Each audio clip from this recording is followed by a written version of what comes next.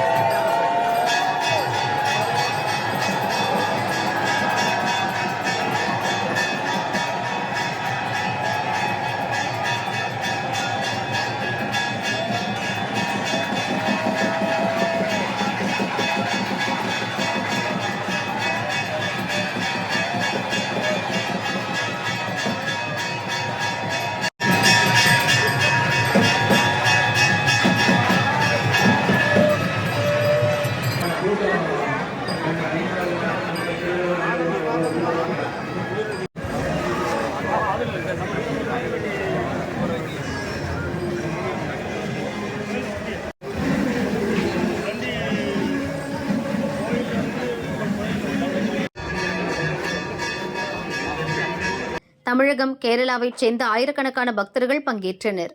கொடை விழா 10 நாள் நடக்கிறது. தினமும் அம்மனுக்கு 3 கால பூஜை, வெள்ளி பல்லக்கில் அம்மன் வீதியுலா செல்லும் நிகழ்வு நடக்கிறது. சிகர நிகழ்ச்சியான ஒடுக்கு பூஜை 10வது நாள் நடக்கிறது. அன்று உள்ளூர் விடுமுறை அறிவிக்கப்பட உள்ளது.